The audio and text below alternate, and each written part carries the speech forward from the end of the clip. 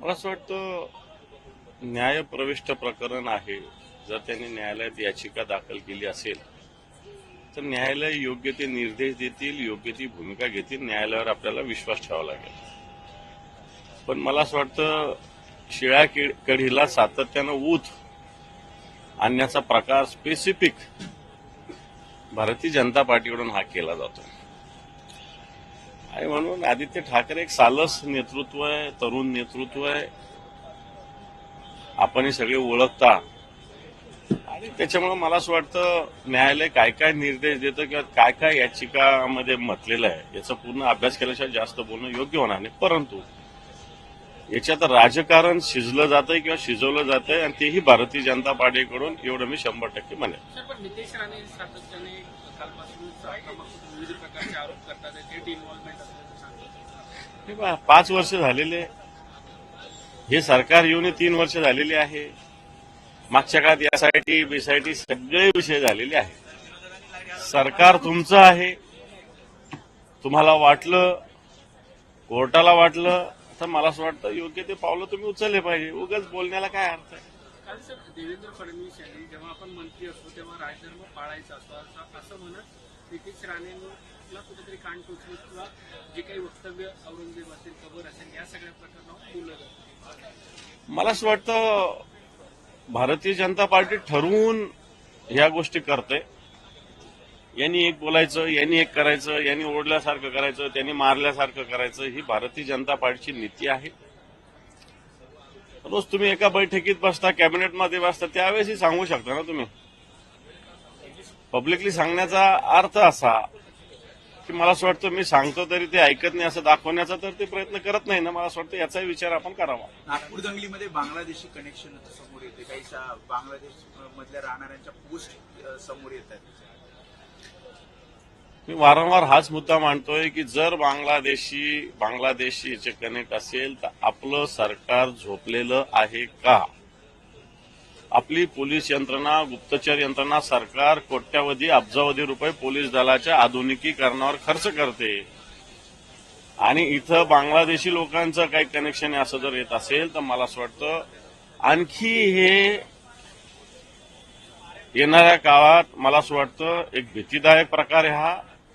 हा गंभीर प्रकार आहे असं मी म्हणेल. सर, लाडकी बहीण योजनेमुळे शेतकऱ्यांची मदत जी आहे ती रखडली आहे. मराठवाड्यात जवळपास 337 आत्महत्येग्रस्त शेतकऱ्यांच्या वारसांना मदत मिळालेली नाही, रखडली. 337 वारसांना मदत मिळाली नाही हा तर एक स्वतंत्र विषय. याला काय फार रक्कम मोठी नाही लागणार आहे.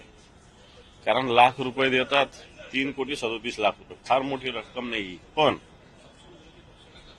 शेतकऱ्यांचे वेगवेगळे अनुदान, अतिवृष्टीचे असेल, दुष्काळाचे असेल, हे सगळे अनुदान रखडलेले. इन्शुरन्सचं असेल, इन्शुरन्सचा तर समजा सरकारचा संबंध नाही, पण बाकीचं अनुदान रखडलेलं आहे.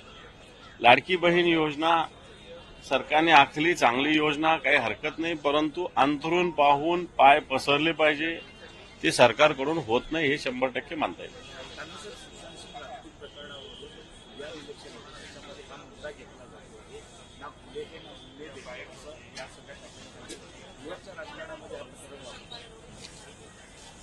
मला माहित नाही बिहारचं राजकारण, परंतु आत्ताच्या घडीला बदलापूर प्रकरण असेल, पुण्याचं स्वारगेटचं प्रकरण असेल,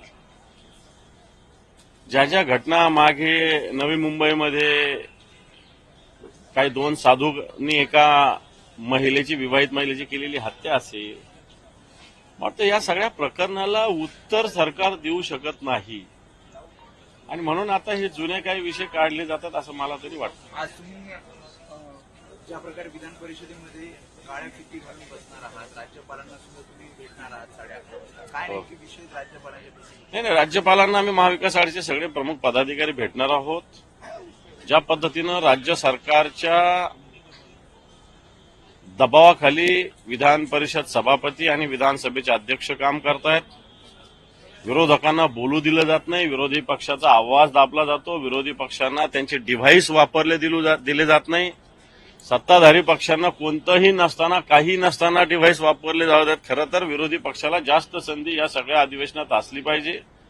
सत्ताधारी पक्ष जे काही करतं त्याच्यावर बोट ठेवण्याचा विरोधी पक्षाला निश्चित अधिकार आहे राज्याच्या हिताच्या दृष्टीनं. परंतु तो बेसिक अधिकार विधानसभेत आणि विधान परिषद सत्ताधारी पक्षाच्या दबावाखाली विधानसभा अध्यक्ष आणि विधान परिषद सभापती करत आहेत.